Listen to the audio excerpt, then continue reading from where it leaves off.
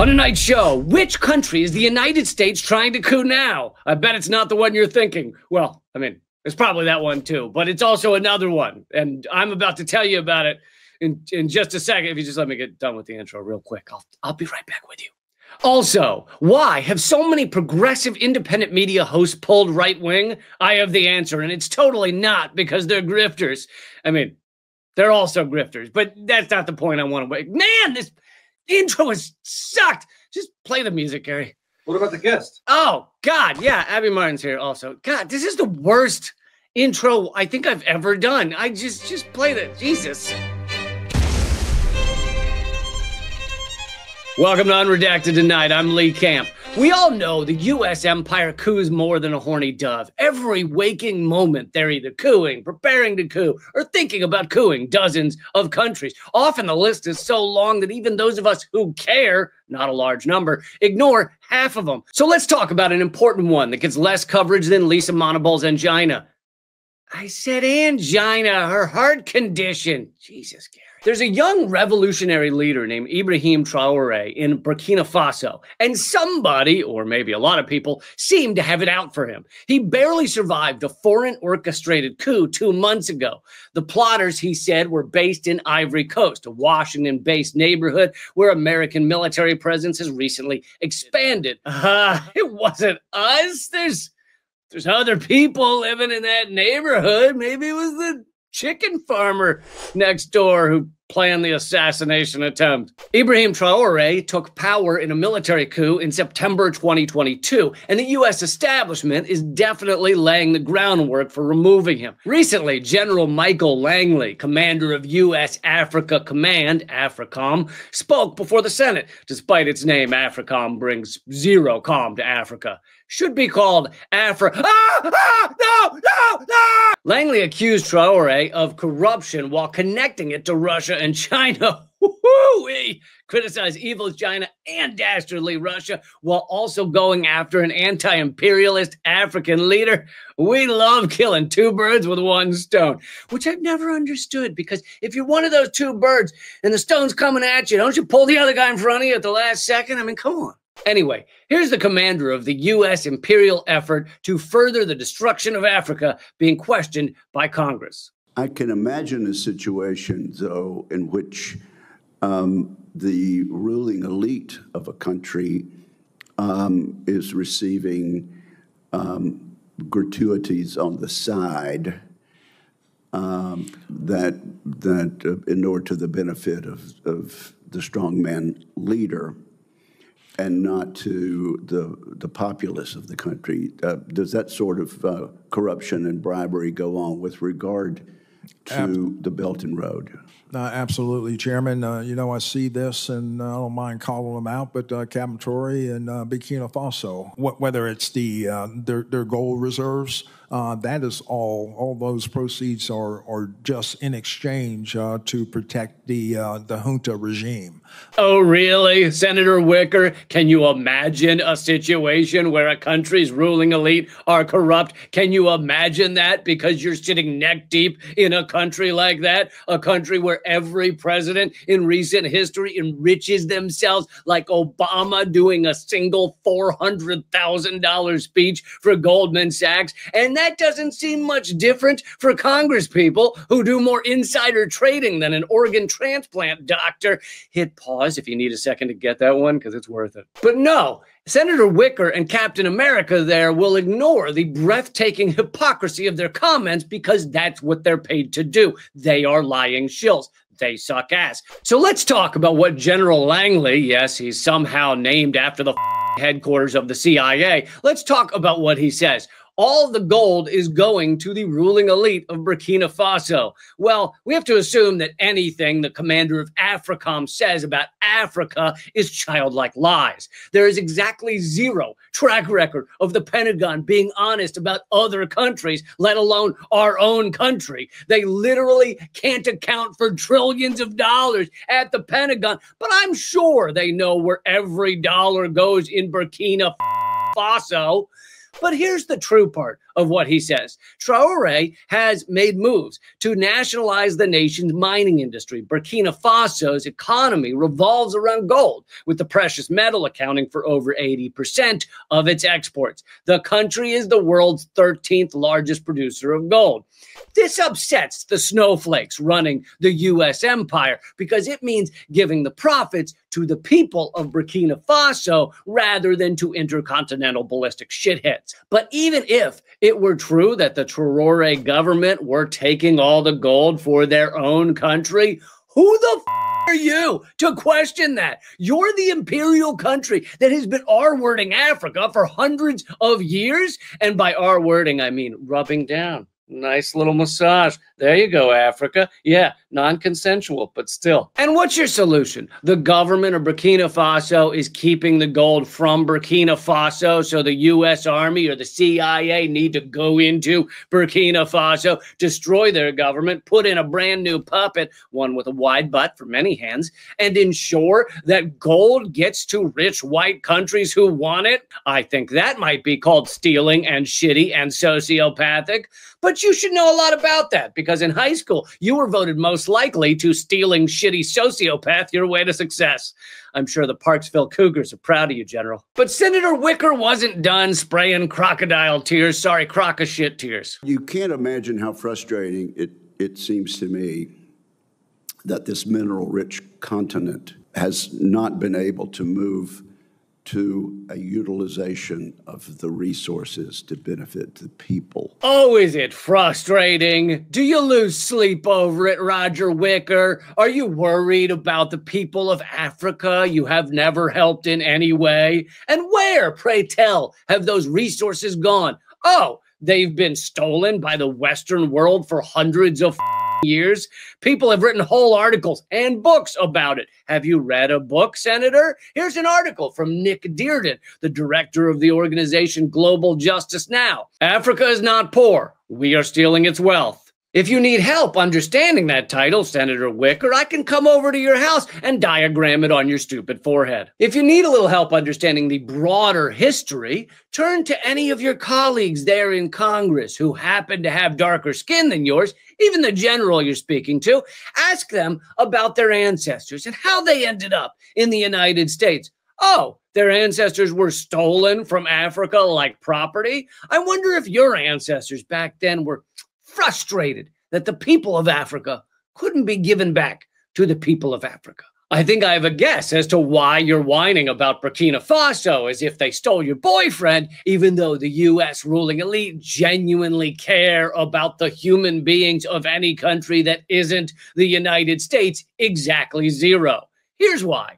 Traoré has been systematically limiting the influence of Western powers in his country, calling it a matter of national sovereignty. He expelled the French ambassador and the French troops that had long been present in their former imperial colony, and the U.S. jackboots know full well that standing up and fighting back against imperialism can be more contagious than HPV at the CPAC after-hours party hosted by Roger Stone. Traoré's actions helped spark a wave of other West African nations formerly part of the French Empire to do the same. Today, Mali, Chad, Senegal, Niger, and Ivory Coast have expelled French forces from their lands. President Emmanuel Macron responded by accusing Burkina Faso and others of ingratitude, adding that these nations forgot to thank France. Oh, did they forget to thank France? Yes, much like an abused spouse forgetting to thank her husband for when he stopped hitting her because it was her birthday.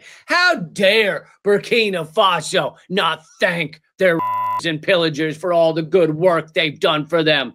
Macron is a shit-stained sociopath like all of the ruling elite. I don't care if he wears a bow tie sometimes. If you care to have deeper thoughts than Senator Bootlicker here, you might wonder why so many African nations have past connections to Western countries like Belgium, Britain, Germany, France, the Netherlands, and the US. In some cases, still using the currency of those countries. Well, it goes back to the 1885 Berlin Conference. Okay, it goes back way before that, but at the 1885 conference, it was made clearer than Tilda Swinton's skin.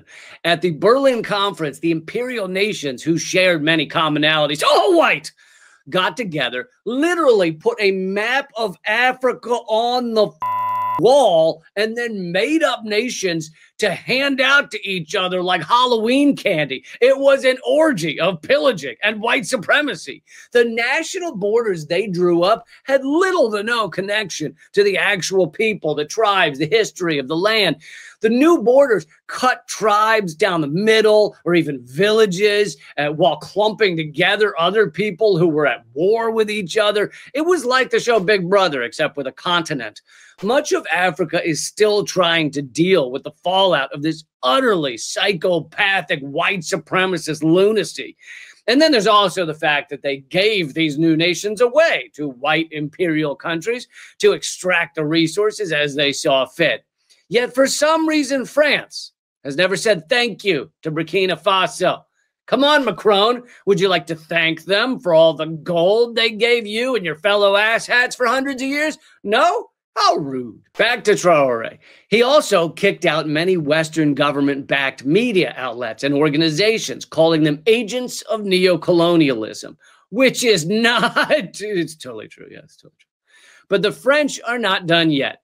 Although formerly independent for over half a century, France maintained significant control over its former African colonies. 14 nations use the CFA franc, an international currency set at a fixed rate against the French franc and now the euro. This makes doing business with France far more economically beneficial for Burkina Faso than any other countries. Currency is a form of control. It causes countries and people to do things against their own long-term interests, like blowing past all climate crisis boundaries because we need to keep oil flowing in order to keep the petrodollar strong. Ah, shit. I said it. Gary bet me I couldn't go the full show without saying petrodollar. I made it 8 minutes. Told you. You know what? I don't need it. I don't need it right now. Traoré has announced his plan to leave the CFA franc and start a new currency.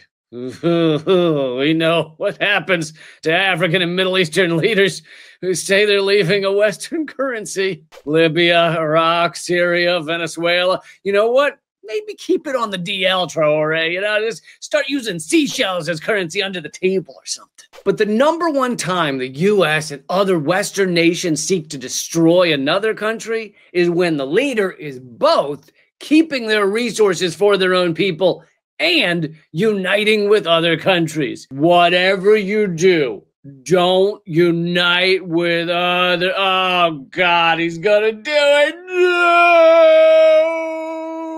Along with Mali and Niger, Traoré established the Alliance of Sahel States, a pan-African union of states that sees itself as the first step towards a unified anti-imperialist Africa. Oh, shit. Here we go. The psychopaths are going to come out of the woodwork. Let me guess. Tomorrow we'll hear Traoré used chemical weapons against his own people. These playbooks are just so tired. Can't we get a new script? Not because I don't want U.S.-backed coups destroying innocent people's lives. I love that part. Just because I'm bored. Give us something new. Traoré has been telling others in Africa to follow his lead. He said, why does resource-rich Africa remain the poorest region of the world? The heads of African states should not behave like puppets in the hands of the imperialists. But, as Alan MacLeod reminds us, many African leaders have come to power promising radical change, but have failed to deliver. Then again, failed to deliver is a broad term. Most of those African leaders were couped, assassinated, blackmailed, extorted, threatened, given wedgies, sometimes all at the same time, often with the help of the United States. But U.S. power is waning. Here's the good news. We can't suicide people the way that we did back in the good old days. I mean, we totally still can, and we do. Epstein. But it's not as easy because people make a hashtag and then everyone's talking about it. It's a real bummer. And then you have to pretend that the guy shot himself in the back of the head twice with nothing but a paper t-shirt. It just gets weird. So I've been wondering over the past few years why so many left-wing or left-ish online personalities have turned right-wing or right-ish. People like Joe Rogan. Rogan used to have guests on like Peter Joseph, Bernie Sanders, this guy, Tulsi Gabbard before she became Repulsi Gabbard. Side note, I'm so excited for the next Marvel movie, which is Tulsi Gabbard versus Repulsi Gabbard in the metaverse. Oh, so good. And now Rogan almost exclusively has on right-wingers, MMA fighters, and people saying we should believe ancient aliens secretly invented everything indigenous people actually invented, because apparently ancient indigenous people were stupider than Sarah Palin after enjoying a taster's flight of Mike's Hard Lemonade. We literally now have the ability to dissect a fossilized turd from 1 million years ago and find out what ancient humans were eating the day they died. But apparently the ancient aliens never left so much as a toenail clipping behind. Really? Nothing? Not a dingleberry? Nothing? Yeah, that's one hell of a house guest. Anyway, I was wondering why several of these popular independent media hosts made this startling shift to the right, from somewhat progressive to anti-progressive, from somewhat awake to reality to completely comatose. And now the people I speak of are more likely to invite Steve Bannon or Jabba the Hutt on their show. Is there a difference? Than they are to invite Jill Stein or Claudia de la Cruz or anyone who knows the word colonizer. Just asking for a friend, when you interview Steve Bannon, do you have to request he keep the Sig Heiling kind of like under the table, you know? Do you tie down his hands? How does that work? Anyway, I read something that seems to sum up the answer to my question. A recent Intercept article talked about how the Democrats are spending $20 million to try to create the liberal Joe Rogan, which is idiotic on about 12 different levels, but I'm too exhausted by the Democrats' dumb shittery to go through more than two. So here are two. Number one, liberalism leads to fascism. As we've seen over the past 20 years, it has opened the door for everything Trump and gang are doing. It has allowed people to think they're good and peace-loving while supporting war and death. It has encouraged people to think they care about justice and equality while supporting a disgustingly unequal racist system that destroys countless lives. I have a Black Lives Matter sign in my yard while I support the largest prison state in the world. I'm like Nelson Mandela. In many cases, the liberals did all the same horrible shit before Trump even got in there. He just does it more in your face. So if you hate Trump, but you never questioned Obama while we were at war in 7 countries, then you're also the problem. Number two, countless liberal and leftist, different things, creators already exist. For those of us who are actually left-wing, like this guy, the liberal establishment does everything they can to destroy us. I'm more suppressed than Nazi porn, because true leftism is where monsters dwell. For the creators who are actually liberal, they excite very few people because they're the exact same shit you'd get on CNN or MSNBC or PBS or NBC or ABC or CBS or BBC or all of the letters. So why turn to a guy with 1/1000th the production budget? Who wants to turn on Anderson Cooper sitting in his apartment? Just turn on your standard, stupid, corporate captured, soggy tripe. It's right there, 24/7. Anytime you want it. They're working harder than Tom Cruise works to appear likable. Honestly, if you're still watching one of those corporate cable news channels on a regular basis, I've got something better for you. It's a channel that you can turn on every second of every day, and it's just a guy yelling, "Status quo! Don't doubt the status quo!" That's it. You'll learn as much as you do on CNN. Maybe more. But that's not actually the point I wanted to get to. Within the Intercepts article, they mention, in an analysis of 320 of the most popular online shows across platforms such as YouTube, Rumble, and TikTok, Media Matters found that right-leaning shows were significantly more popular, accounting for roughly 82% of the total following of online shows analyzed. It also found that 9 out of 10 of the most followed online shows were right-leaning. This is why so many left-ish creators who gained some popularity prior to 2020 have slowly but clearly pulled right-wing. If you are a grifter, that's the way to be. So listen up, wannabe grifters. Learn from those brave trailblazers before you. don't have core beliefs. Core beliefs are for losers and people who chain themselves to chicken cages and protest. Instead of that garbage, aim for the portion of the pie that has 82% of the entire pie. If you actually want to speak out for the abused, the disadvantaged, the struggling, the exploited, the hungry, the homeless, then you only have 18% of the pie to even get a shot at. But if you stand up for the rich, the powerful, the racist, the downright wrong, the people already winning at the rigged game of capitalism, then your potential audience is massive. This is honestly Grifter 101. Your core beliefs are simply follow the money. Horse blinders, follow the money. Truth is meaningless if it doesn't make money, okay? By the way, if you do enroll in that Grifter 101, beware. That class will take your $1,300 and never teach you shit. I thought I could trust them, but no. Speaking of brave, independent media creators who actually have core values and fight for the oppressed, earlier today I spoke to the host of the Empire Files and the filmmaker behind Gaza Fights for Freedom, my friend Abby Martin. Here's a bit of that interview. I recently did a segment detailing all the signs that Israel is collapsing. You know, I'll just give a few examples. A large percentage of IDF reserves are not showing up. Near 100,000 businesses have gone bankrupt in Israel since October 7th. Hundreds of thousands of Israelis have left the country for other countries they have dual citizenship with. There seems to be a growing trend of harshly criticizing Israel, even from countries and media outlets who have been supporting this genocide like throughout the thing. It feels like also that the old trope of calling any criticism of the brutal apartheid state anti-Semitism, like that just seems played out, not really holding water with people anymore. Do you feel there's any hope that things are getting bad for Israel, that there could be large-scale change?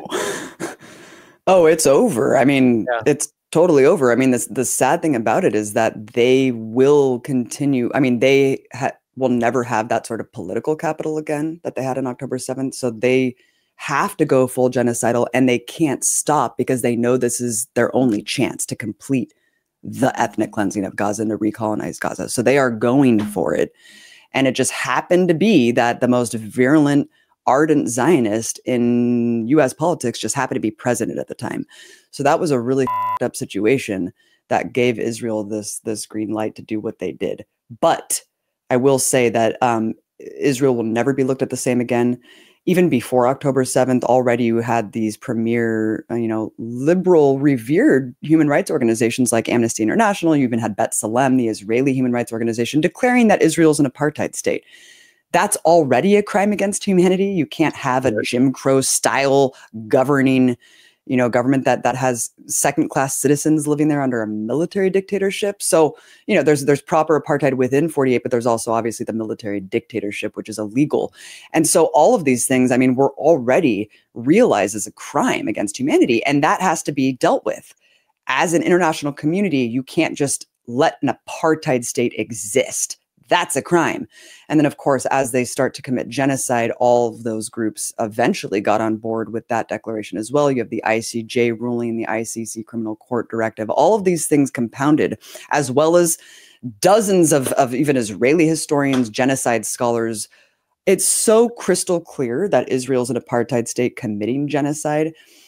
We've seen polling reflect this as well all across America. I mean, I'll just look at America because obviously we're empire babies. We're the reason that this is happening. And American Jews, I mean, Democrats, all of these views have shifted dramatically. They flipped upside down the sympathy for Hamas. I mean, some of these polling, the language of these polling is actually really interesting because it's not just support for Palestine. It's literally saying, do you support Hamas more than Israel? And you should see the numbers. The results are pretty dramatic of people saying, yeah, I don't support Israel. I mean, young Jews, especially, who are not going to be hoodwinked by this birthright canard to normalize this occupation. That's not going to be a thing anymore. All of it's gone out the window, Lee. And so what you've seen now is humanity, the lack of humanity and the strength of humanity laid bare. So you see the people who are coalescing the international solidarity activists who are realizing all of these struggles are connected: immigration, ICE raids, police brutality, the Gaza genocide, our foreign policy, Yemen, all these things are linked. And then you have the people who are actually gleeful fascists, who are unapologetically Zionist, who actually agree with this. And I'm actually happy that all of those people have been revealed, because liberal Zionism, this absurd idea of progressive except for Palestine, it was always a farce. It always was untrue, but it was used as a ploy to try to prey on good, well-intentioned anti-racists, anti-bigots who care about the plight of Jewish people worldwide. So this is no longer going to be a thing to manipulate us and to put us on the defense. People who care about human rights are no longer going to be put on the defense to say, this is why it's okay to criticize a horrific, rogue, apartheid, genocidal state. No, the genocidal maniacs and the Zionists who defend this will no longer be welcomed into progressive spaces, and they need to excuse and apologize for their racism and bigotry. That's going to be the reality from now on. And instead of waiting on politicians to enact international law and sanction Israel, the academic and cultural boycott is a necessity, because we see polling. Clearly, Israeli society has gone full bore genocidal maniacs, dude. 50% want to kill all Palestinians in Gaza. 80% want to ethnically cleanse them all. That's a society too far gone. That means that we need to step up the cultural and academic boycott. And that means everything that you do, everything that you say. Why would Israel be employing millions of trolls online, AI bots, to try to correct the record if that didn't matter? So don't ever think that any act, as small as it may be, does not make a dent. Keep going, keep fighting, and keep changing the narrative, because they are on the losing ground forever. And we have to keep going. We have to keep building the momentum until apartheid falls and we get equal rights for all. That's just a piece of my 25-minute interview with Abby Martin. To watch it all, join up at patreon.com/Lee Camp or my locals page at leecamp.net. Plus, you'll be supporting this show. And now, here are your headlines from the future. Coming up in 6 months, we'll find out Bitcoin somehow puts out statement that it will still be here long after humans are gone, and it will be worth a shit ton. You go, Bitcoin. And in 3 weeks, we'll learn Israel proudly touts new poll showing they're the world's third favorite genocidal apartheid nation. They're my first favorite. And in just 2 days, you'll find out Elon Musk takes 2 months off to quietly sit on a beach and process his lost friendship with Donald Trump. That's the show, but I have a huge announcement. Unredacted Tonight is now joining Means TV streaming service. Means TV, if you haven't heard of it, it's like Netflix if you watch stuff that actually matters and is awesome and important. It's an anti-capitalist, badass, worker-owned site with excellent content. So here's how you can support my show, but also support all the other creators at Means TV, and you can check it out for free. Go to means.tv and click on join to start the free trial. Then when checking out, use the promo code LEE in all caps, L-E-E in all caps. That will get you 20% off if you do decide to join after the trial. They have people like Richard Wolff, Abby Martin, Second Thought, and now Unredacted Tonight. The site again is means.tv. And don't worry, Unredacted Tonight will still be free every week right here on YouTube or Rumble. Until next time, the revolution will have laughter. Keep fighting.